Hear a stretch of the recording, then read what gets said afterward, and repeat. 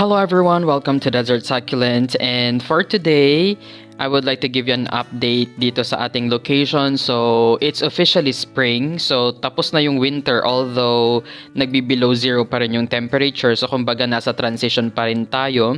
Pero as I've said earlier, officially spring na nga. Kaya talagang I am already planning na punuin itong plant rack na ito ng different kinds of succulents.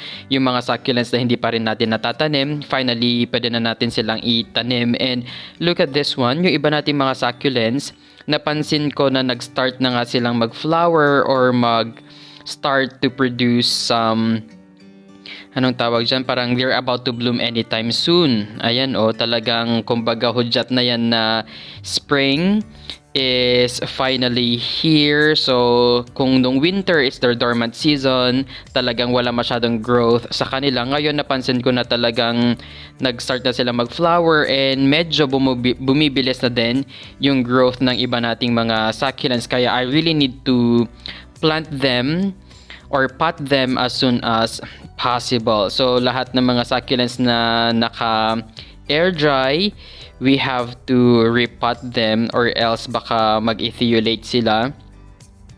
Ayan. So, definitely, we will be collecting more succulents this spring. And siya nga pala, as of today, hindi pa rin ako nagdidilig sa aking mga succulents. As in, kahit na isang succulent, wala pa talaga akong diniligan kasi I'm afraid na pag nagdilig ako sa kanila, and then biglang nag-below zero dito sa ating balcony area, baka mag-frost ulit yung ating mga succulents. And yun talaga yung kinakatakutan ko these days kasi pag naiwan nating naka-open yung window, tapos wala tayo dito sa apartment, tapos nag-below zero yung temperature, baka mag-frost and eventually mamatay yung ating mga succulents, diba?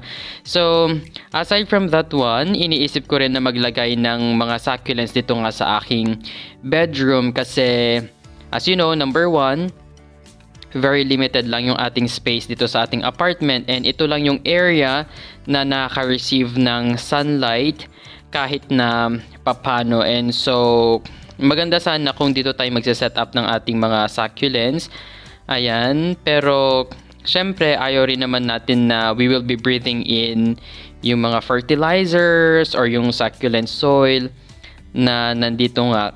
Diba? So, it's best talaga na maglagay ng mga air purifying plants or indoor plants dito sa area na ito. Especially, it's a bedroom. And as far as I know, hindi naman air purifying plants ang mga succulents, diba? Kaya may mga nag-comment before na dapat limited lang yung ilalagay nating succulents here. And originally, plano ko pa sanang maglagay ng parang 100 pots of succulents dito sa area na ito. Pero yun nga, buti na lang at na may mga nag-comment at nag-suggest na hindi maganda na maglagay ng napakadaming succulents sa ating bedroom. And later on, I will be planting itong mga succulents na ito. And siguro pipili na lang tayo ng mga magagandang ceramic pots na pwede nating ilagay dito nga sa ating bedroom. But definitely, siguro mga 5 lang na succulents. So, ito na nga guys, yung mga succulents and the ceramic pots, naka-ready na lahat. And I'm just actually choosing yung mga succulents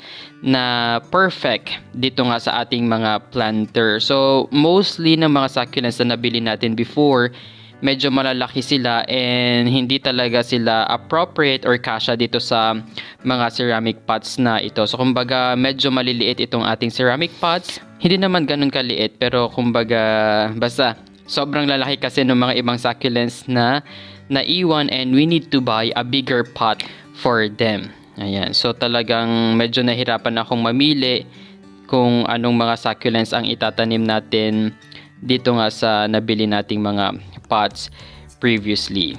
Ayan. And by the way, yung ginagamit nating potting mix dito is yung kumbaga yung all-purpose na garden mix nila dito sa China. Pero if you are in the Philippines, you can order yung ating Alnos Compost with Pumice Stone Succulent Soil Mix. And syempre, nag-upload na rin pala ako ng ASMR video previously.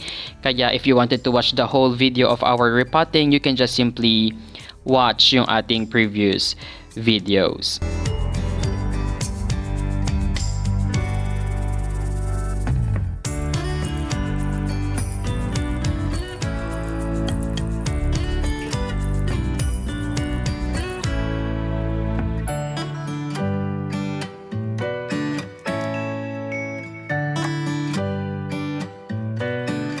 And finally, we are done. So, syempre, we will need to put this in a bright and shaded area. I will not be watering them yet. Siguro after a month na before ko sila diligan. So, yung iba sa kanila medyo nag-ethiolate na kasi talagang more than 2 months na since nabili natin sila and ngayon lang natin sila naitanim. Pero so far, okay naman yung ating mga succulents. So that's all for today. Thank you guys for watching. Don't forget to like and subscribe to our YouTube channel. You may also visit our Facebook page, A Desert Succulent PH.